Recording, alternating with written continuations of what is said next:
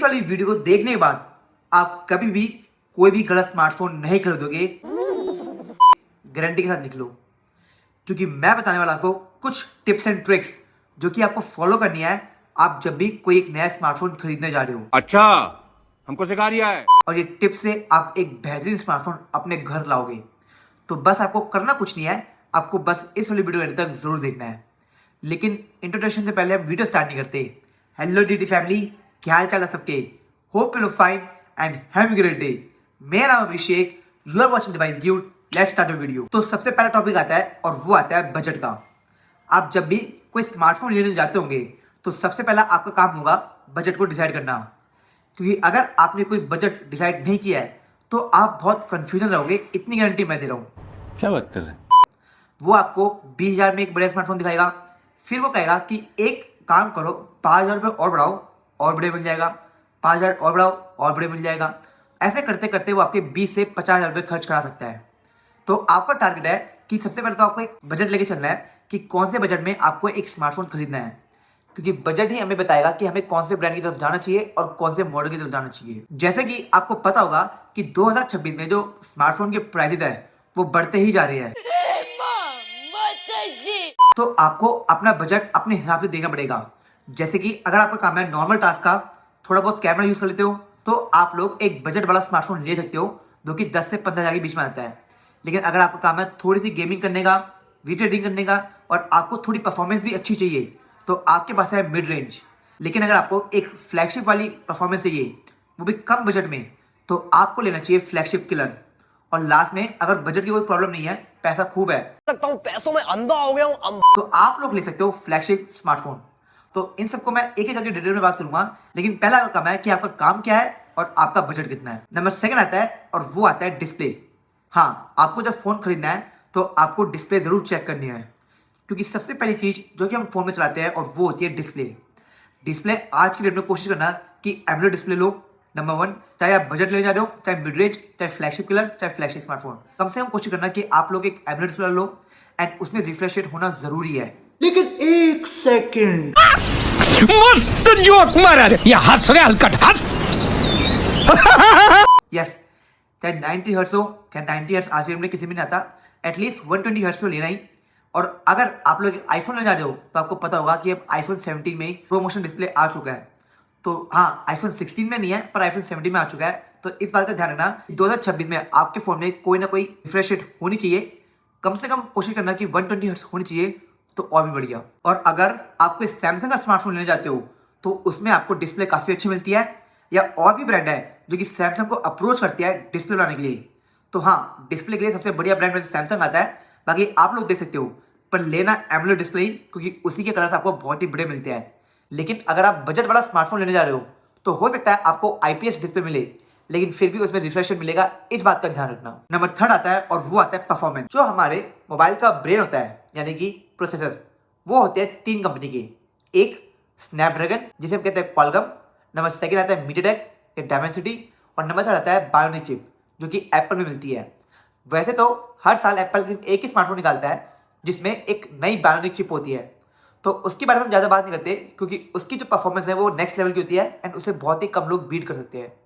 पहले हम बात करते हैं एंड्रॉइड वालों के लिए। आपको मन बनाना है कि आपको स्नैपड्रैगन वाला प्रोसेसर चाहिए या मीडियाटेक वाला। अगर आप मेरी मानो बजट में आपको गेमिंग करनी है तो मीडियाटेक आपको बहुत ही बढ़िया गेमिंग खिलाएगा as compare to this Snapdragon. ये बड़ी अच्छी बात कही आप। लेकिन अगर आपको चाहिए एक बैलेंस स्मार्टफोन तो आप लोग देखना स्नैपड्रैगन वाला प्रोसेसर। क्योंकि आज के डेट में अगर मैं बात करूँ मीडियाटेक की तो वो थोड़े बैटरी हंग्री होते हैं लेकिन परफॉर्मेंस काफ़ी अच्छी देते हैं।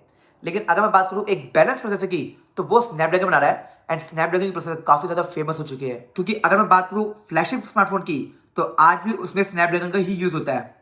तो मैं ये नहीं कहता कि जो फ्लैगशिप स्मार्टफोन है और जो बजट स्मार्टफोन है उन दोनों में एक ही प्रोसेसर यूज़ होता है, होते अलग अलग है लेकिन बना एक ही कंपनी है। इस बात का ध्यान रखना।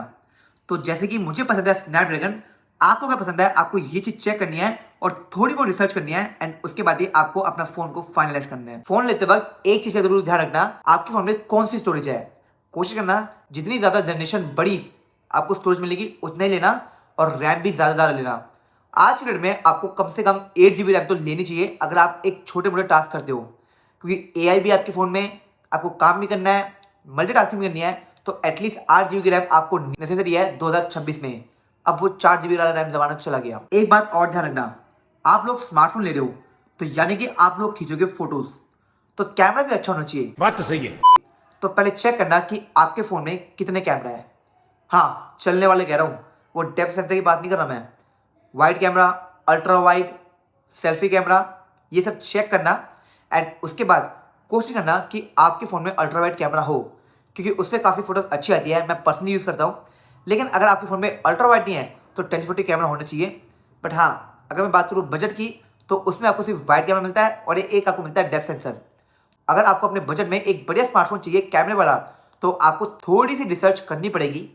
बट एक बात का ध्यान रखना, 200 मेगापिक्सल वाला फ़ोन हमेशा बढ़िया फोटो नहीं खींचता। और ये सब जानने के लिए आपको ये वाली वीडियो देखनी पड़ेगी, जहाँ पे मैंने आपको बताया कि कैमरा सेंसर इंपॉर्टेंट है या कैमरा का मेगापिक्सल। तो ये वाली वीडियो आप डिटेल से देख लेना।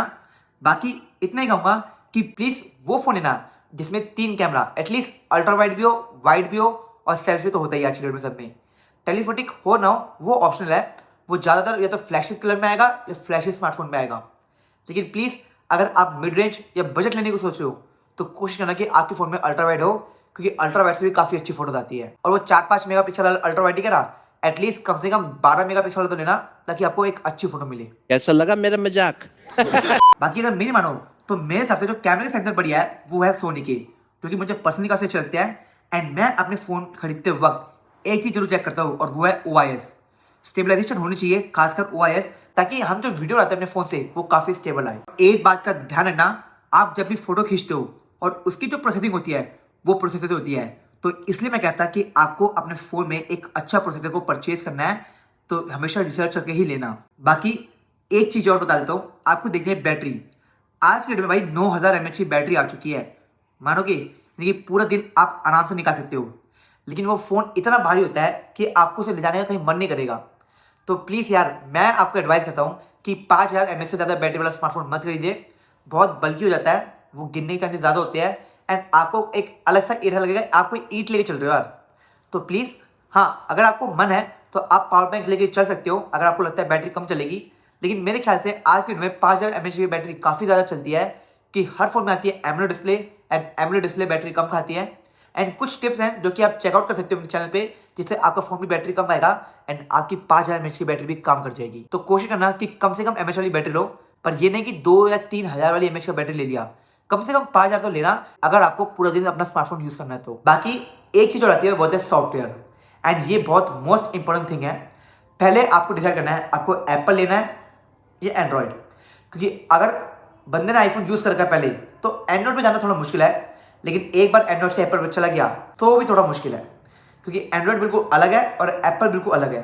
तो मैं आपको एडवाइस करूँगा कि अगर आप एप्पल यूज़ करते हो तो कोशिश करना कि आप एप्पल पे रीअपग्रेड करो। लेकिन अगर आपका मन है कोई चेंज करने का, तो एक काफ़ी अच्छा स्मार्टफोन लेना, जैसे कि फ्लैगशिप स्मार्टफोन, तो ही आपको एक अच्छा एक्सपीरियंस मिलेगा। नंबर सेकेंड, आपको देखना है आपको फन OS अच्छा है, कलर OS अच्छा है, रियलमी OS अच्छा है, या फिर कौन सा OS आपको काफ़ी पसंद है। जैसे कि मुझे पर्सनली एंड्रॉयड में सैमसंग का UI काफ़ी अच्छा लगता है, जो कि One UI है। बाकी आपकी क्या चॉइस है मुझे कमेंट सेक्शन में ज़रूर बताना, और आपको अपने फ़ोन खरीदने से पहले चेक करना कि आपको उसकी UI कैसी लग रही है, क्योंकि अब आपको पूरे साल आपको उसी फ़ोन को यूज़ करना है। वीडियो यहाँ पे ख़त्म नहीं करी, अभी एक और इम्पोर्टेंट टॉपिक है जो कि मुझे आपसे बात करनी है, और वो है सर्विस सेंटर। आपने शॉपकीपर से फ़ोन खरीद लिया, उसका काम खत्म। कल को भगवान ना करे कोई फ़ोन में प्रॉब्लम आ गई, तो आप किसका काम पकड़ोगे? ऑफकोर्स कंपनी का। लेकिन अगर आपकी कंपनी जिसका आपने स्मार्टफोन लिया है वो सुनती नहीं, तो क्या करोगे आप? हाँ, तो आपके पैसे बचा रहा हूँ।